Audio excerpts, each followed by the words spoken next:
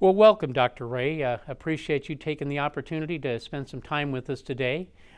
We want to talk about electronic health records and how it's affected your practice. I'd like to start by telling us a little bit about your practice, where it's located, and services, that kind of thing. Okay. I'm a family physician in a rural health clinic in the middle of the state, halfway between Bloomington and Champaign, just for location. It's located in Farmer City, and it's a town of about 2,500 people, 2,500. My scope of practice is general family medicine with obstetrics. I do a lot of the care of pregnant women, newborns, all the way through adulthood and end of life. We do, in my office, do a lot of procedures. We do a lot of routine health wellness checks and also sick visits and chronic disease management. What led you to an EHR is going to help me in my clinic? What was there an instance that made you think about that? When I came on, I hired on with Gibson Area Hospital in Gibson City. They already had an electronic health record. Okay. It was kind of still is in its infancy. It was just getting off the ground, just trying to get users to use it, to buy into it, to utilize it. But it was always something that I enjoy computers. I've always had a little bit of interest in technology, and all the way through training, we knew it was coming. The day they turned it on and said, okay, well, this is ready to use, what were your thoughts, reservations? It was, you look at it and immediately overwhelmed. I thought I went to school to be a doctor, and here I'm learning more than I ever thought I knew about computers. It was, computers can be very overwhelming if you don't have the right training, the right introduction. It was kind of one of those things where they put you in there and say, here it is, turn it on, you turn on the computer, and now what do I do? It's start playing. Yeah, and that's pretty much what we did. And that's one of those things that probably we would have done differently had we known then what we know now. Sure. About the process. As you think about those early days, that first 3 months, 6 months of working with an EHR, what were some of the major obstacles you encountered? A lot of it was just, it was training. It was, like I said, we turned it on, we played with it. Our biggest obstacle was, we're seeing this patient, the medicine's the easy part. Where do we put it? Where do we put the information? Now that we're not dictating, or writing, where there's a lot of fields, there's a lot of blanks on this computer screen. What do you do with it? Mm-hmm. A lot of it was training. It was the way it was kind of implemented. Again, just kind of thrown in and sink or swim, mm-hmm. type of thing. The electronic health record overall was, it's come a long ways from 3 years ago to even today. Yes. The system we're using has had phenomenal upgrades as far as ease of use and functionality, efficiency. There's no way you can implement an electronic health record the way we did it. Yeah, we've seen that occur in the Regional Extension Center, where someone really attempts to adopt it almost on the fly and not change. They're seeing 20, 25 patients a day, and they don't change that. And mm-hmm. and you can always see in their staff's eyes the level of frustration, concern, etc. So our recommendation is, if you're going to do this, take the time and learn it so you're comfortable with it, so it doesn't become frustrating to you and the staff. Because at the end of the day, it's supposed to be a tool that helps you practice differently, easier than you did beforehand. And, right. And I think we try to be proponents of, don't let the EHR make you practice. Use the EHR to practice as good as you can. It is interesting when you look at the meaningful use requirements that they really focused on the primary care side of things. I mean, whether you look at the quality metrics or the meaningful use piece, that's been the value of it, I think, on the primary care side. And I think there was an early recognition, the fact that if you're able to get primary care providers using electronic health record, you're going to capture a huge amount of the patient information.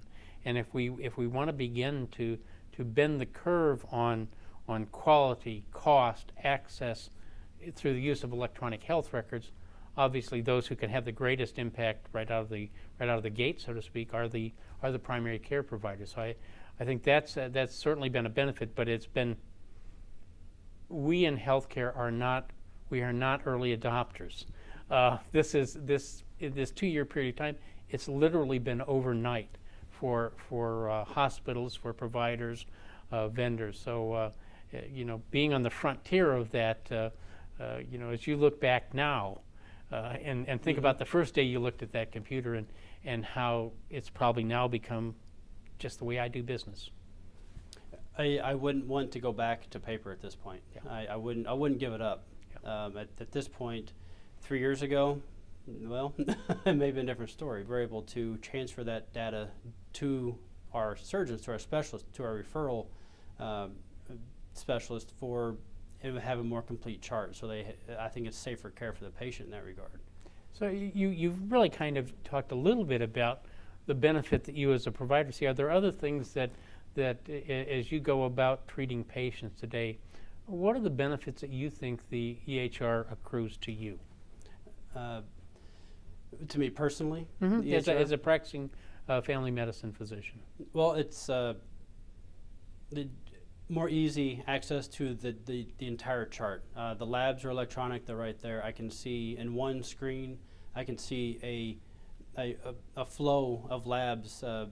Take a specific lab value, any of them. I can see what it was. 3 years ago. 2 years ago, 1 year ago, 3 months ago. I can see those across the page and see if the patient is getting better or worse overall. I'm able to, run some reports and tell me which patients are falling outside of recommended treatment guidelines, or are due for specific tests, or are due for a treatment or update.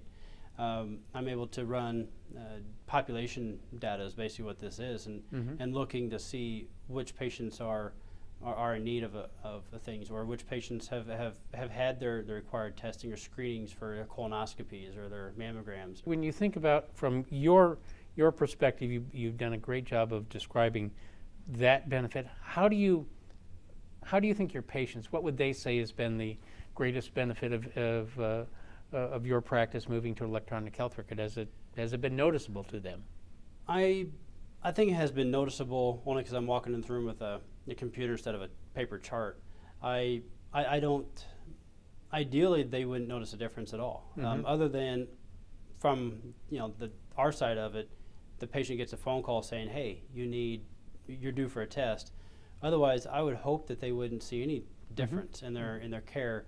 A lot of doctors don't like taking the computer in the room with them, mainly because they feel it's more impersonal. Right. There's no eye contact with the patient, to which I would say, you are still looking at the chart. Why don't you just look at your computer as if you're looking at the chart, paper chart? But I would hope the patients wouldn't see anything themselves except just improved care on the back end. I think it actually helps my visit go by faster when we're actually talking about specifics on their diagnosis or their treatments. Sure. Because I think it's, like I said, I can see on one screen all their lab values instead of flipping pages in a paper chart. It's a difference on outlook. It basically, and a lot of providers fight it, the technology side of it, mainly because I think it's impersonal. I don't think it has to be. I think it can be if you let it. Anything else that if you had it to do over again that you would do differently in order to get the desired outcome? A stepwise approach. Even I mentioned, they kind of threw it out there and said, "Here, jump in," and that's when you lost a lot of providers, a lot of nurses, a lot of receptionists. You throw someone in there without the proper training. We thought we trained them. We thought they were trained, just not well enough. It's electronic health records they're complicated. They're very complex beasts, and you got to train well on it. So that's the one thing I would probably change is training on bits and pieces, implementing parts, modules at a time. The other thing is doing upgrades. There's always upgrades. It seems like almost a weekly thing, frustratingly enough sometimes. But doing the upgrades in a more systematic approach as well. We've changed from every time an upgrade comes out, just rolling it out, and then Monday morning someone comes in and says, "Oh, everything looks different." Yeah. Like, "Oh, we did an upgrade." It's like, well, what's new? Well, I don't know. We didn't look. So now we do more. Every upgrade we get from our or electronic health record vendor, we look at. We study for a couple weeks. So I review it. We look at it. We test it, and then we implement it. So What's going to be the impact of this particular change? exactly. Who needs to know the most about this? Is it just going to affect your orthopedic surgeons, or is it just going to affect your primary care, or is it just going to some of the upgrades affect only certain people who do certain procedures, or so you've got to test them. You got to know what you're looking at. Even all your different modules for the medications, your allergies, everything updates. Your orders, they all update, and we used to just, like I said, implement them and without warning, and that I think now is much better approach system we've devised. Well, it certainly sounds like you've gotten a great education in this relatively short period of time on something that's extremely complex, but is here to stay with healthcare as we know it. I certainly appreciated our discussion today, and thank you for taking the time and sharing your experiences. It's been very enjoyable. Well, thank you. Thank you very much for having me.